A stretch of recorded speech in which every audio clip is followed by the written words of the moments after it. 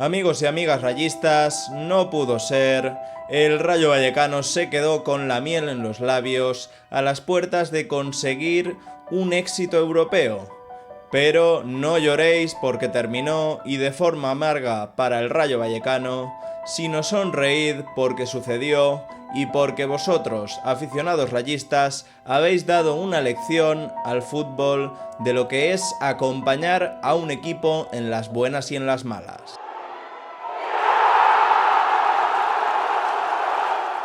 Y es que anoche, lamentablemente para el fútbol español, que quería ver al Rayo Vallecano alzar al cielo de Leipzig la tan ansiada Conference League, finalmente no pudo ser, y el Crystal Palace impuso su condición de favorito. Gracias al gol de Mateta, los de Glasner se convirtieron en los nuevos campeones de la tercera categoría del fútbol europeo. Pero el Rayo Vallecano y los aficionados rayistas tenéis que tener la cabeza bien alta porque estos jugadores y este cuerpo técnico han conseguido llevar a un barrio humilde a soñar con lo más alto. Y es que a todos los que amamos este deporte se nos encogió el alma al ver a un Isi Palazón bañado en lágrimas en los micrófonos de Movistar Plus y queriendo ir al encuentro con su gente, aquella que siempre le ha apoyado desde el primer momento de su andadura, con un Rayo que hace tan solo 6 años estaba compitiendo en segunda división y que ahora ha podido gozar de la oportunidad de ganar una final europea. Y aunque no se ha conseguido, el camino hasta ello será recordado por todos. Y para que no quede en el olvido y se valore también lo que ha conseguido este equipo, llegando hasta esta final, con muchísimo mérito, vamos a echar una vista atrás a algunos de los grandes hitos más importantes de la historia del Rayo Vallecano. Comenzando por su fundación, y es que el 29 de mayo de 1924 nace el Rayo Vallecano gracias al tesón de unos jóvenes futbolistas del Puente de Vallecas y al apoyo incondicional de doña Prudencia Priego, cuyo hogar fue además la primera sede del club, por aquel entonces Agrupación Deportiva El Rayo. Estos jóvenes de 12 a 16 años compaginaban el fútbol con sus estudios o trabajos, ya que en aquella época se comenzaba a trabajar a edades muy tempranas, y se reunían para decidir y organizar el futuro del club. La matriarca les ayudaba guardándoles el material deportivo y cosiendo sus equipaciones. Doña Prudencia era, además, la madre de Julián y Juan Huerta, quienes serían respectivamente el primer presidente y el primer capitán de la historia del Rayo Vallecano. El club de la Franja ha conseguido ascender 8 veces a Primera División a lo largo de su historia, pero tuvo que esperar hasta 53 años para lograr su primer ascenso a la máxima categoría del fútbol español. Aquella temporada, la 76-77, subió como tercero, junto a Sporting y Cádiz. Los franjirrojos hicieron de su estadio todo un fortín, ya que no perdieron ni un solo partido en Vallecas. García Verdugo dirigía aquel Rayo, en el que Francisco se coronó como pichichi del equipo con 15 goles. Un empate en la última jornada certificaba el ascenso de los vallecanos y la permanencia del Getafe. Felines adelantó a los locales de cabeza y un zurdazo de Polo puso el definitivo empate a 1. El partido terminaría y el resultado se dio para felicidad de todos, con la grada cantando aquello de "que se besen, que se besen". Su estreno en Primera División no pudo ser más sorprendente, hasta el punto de que la prensa de la época bautizó a aquel Rayo Vallecano como el Matagigantes, un apelativo surgido a raíz de sus victorias contra, ojo, Sevilla, Real Madrid, Athletic Club, Valencia y Barcelona. No hubo grande que no hincara la rodilla en Vallecas. Es más, el Matagigantes solo perdió un partido en casa aquella temporada, contra el Elche por 0-1. El Rayo comenzaba a demostrar el espíritu luchador que caracteriza al club y que se prolongó durante la década de los 90 con 4 ascensos en 10 años. El comienzo de siglo también fue muy destacable para los vallecanos, con una temporada 2000-2001 para el recuerdo de todos los aficionados rayistas. La temporada anterior también había sido muy buena, logrando un 9º puesto por parte del equipo de Juande, pero la gran sorpresa llegaría en verano. El Rayo fue ganador del premio a juego limpio por parte de la Liga y entró en el sorteo de una plaza para Europa. Y la consiguió. El Rayo Vallecano se había clasificado por primera vez para la Copa de la UEFA, un hito histórico. Y respondió al reto con una brillante participación en su debut europeo.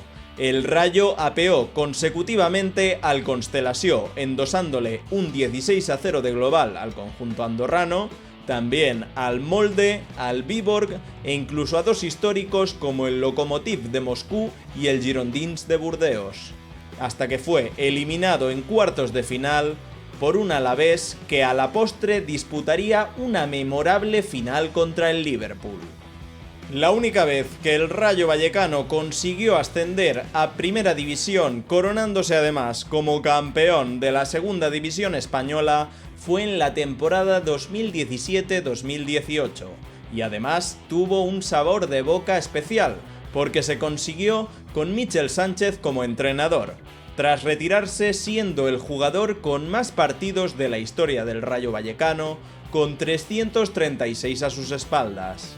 El actual técnico del Girona formó un grupo sólido y compacto desde la defensa, con un centro del campo joven y reconocible, formado por Fran Beltrán, Unai López y Santi Comesaña, y con mucha pólvora arriba gracias a los tantos de Adrien Barba, Bebé y sobre todo un Raúl de Tomás que estuvo entonado de cara al gol aquella temporada, marcando 24 goles.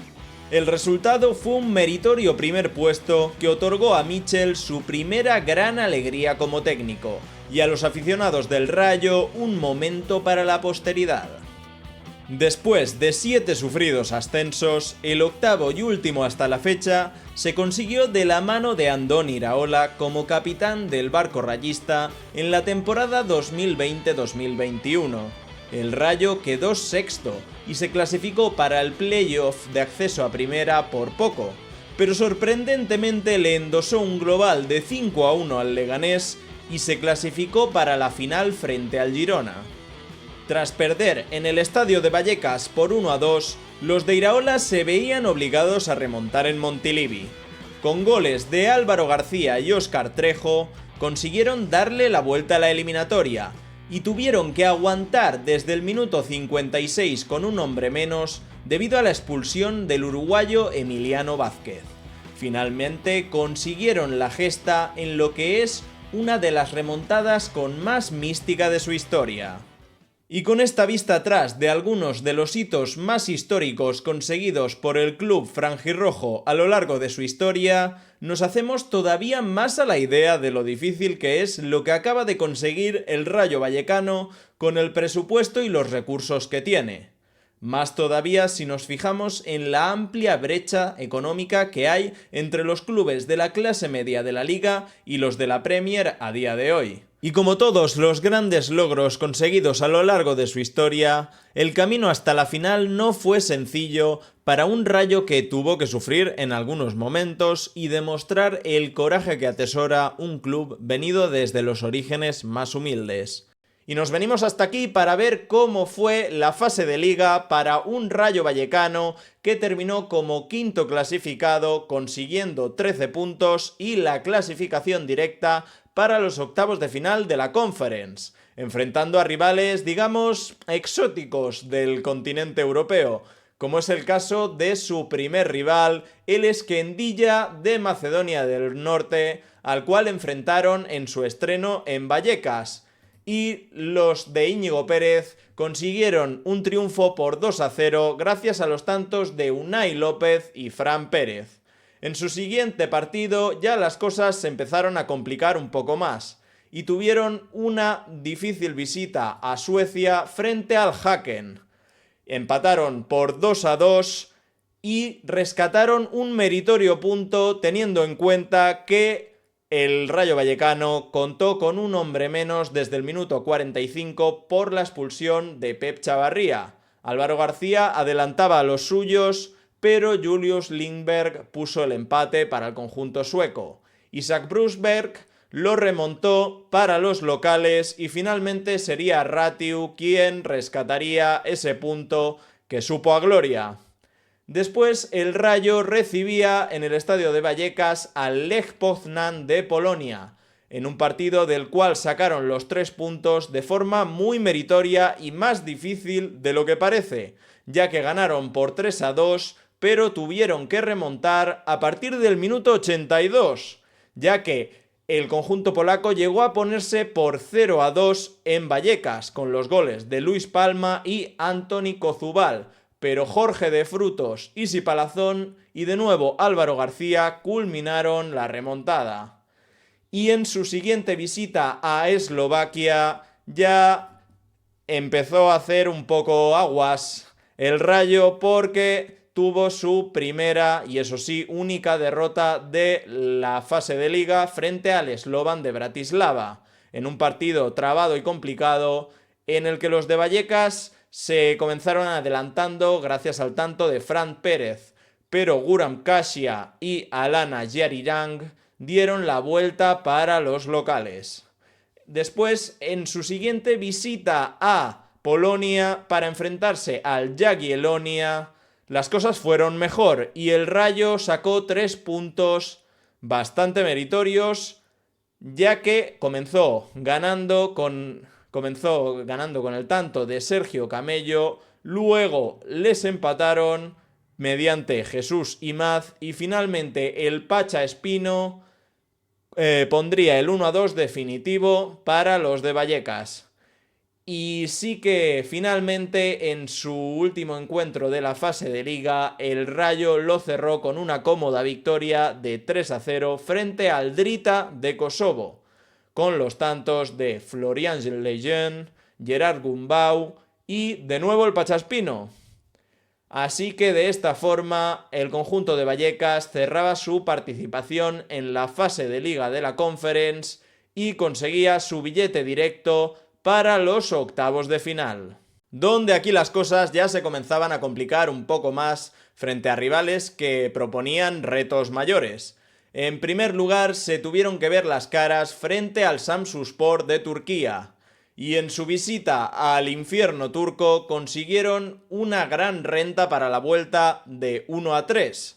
Alemão adelantaba a los suyos en el minuto 14, pero Marius Moyanmangi, que por cierto, vaya nombre se va a estar el amigo, empató el partido para los locales. Luego Álvaro García en el minuto 39 le conseguía dar al Rayo Vallecano el 1-2 y de nuevo Alemão, consiguiendo un doblete en el 77, daba una renta que fue definitiva para la vuelta, ya que en el partido de Vallecas los locales no hicieron especialmente su mejor partido de la temporada. De hecho, fue un partido bastante trabado y poco vistoso, que acabaron perdiendo por 0-1 con el tanto de Cherif Ndiaye por parte del Samsunspor.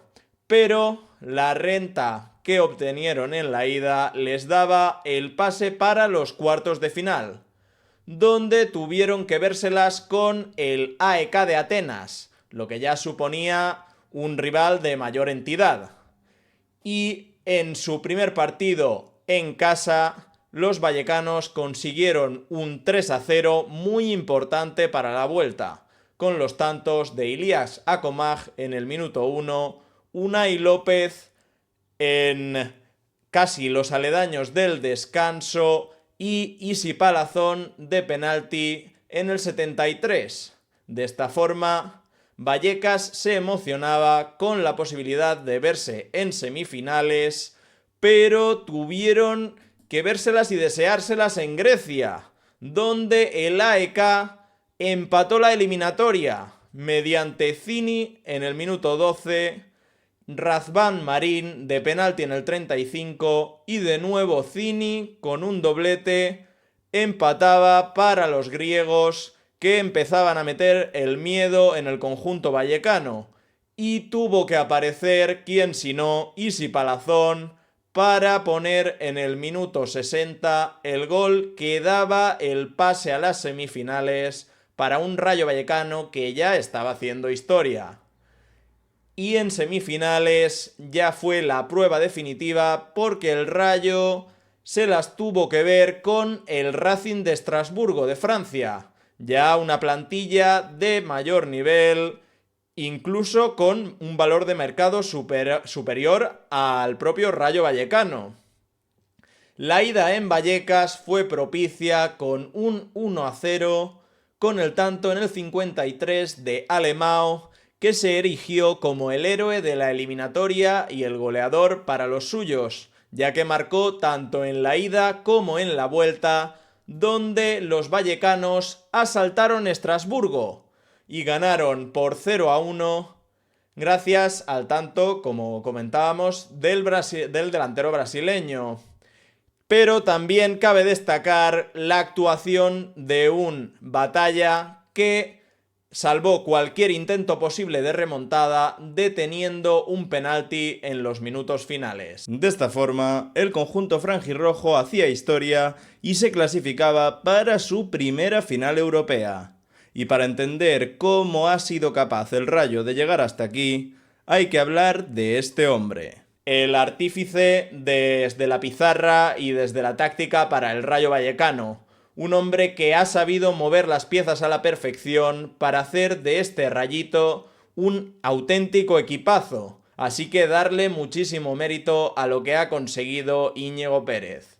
Y cómo no, a estos hombres, los héroes de Vallecas, que han hecho historia con esta camiseta y han demostrado al mundo que creyendo se puede.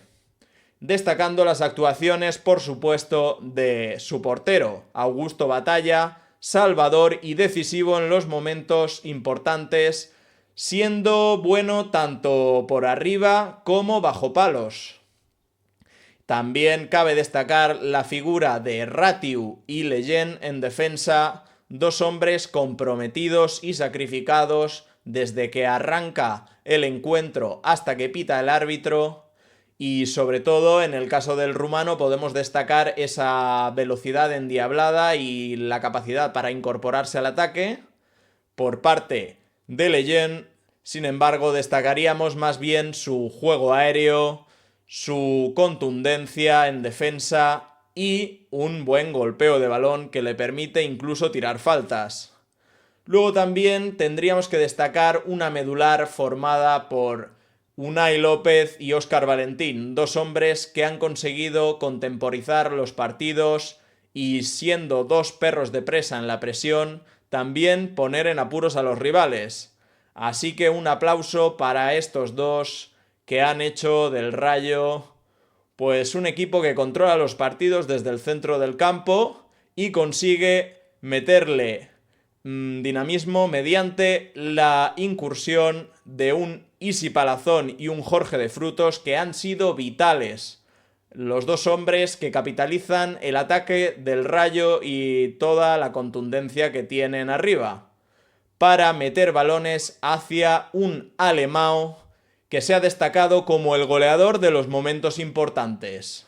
Y es que, pese a no haber podido marcar en la final y culminar la hazaña con la que todo el rayismo soñaba, Vallecas nunca olvidará los 2 goles en semifinales que le dieron a su equipo el pase a una final europea por primera vez en su historia. Y con este particular homenaje a un Rayo que ha intentado asaltar Europa y se ha quedado a un pasito de conseguirlo, me despido. Hasta la próxima.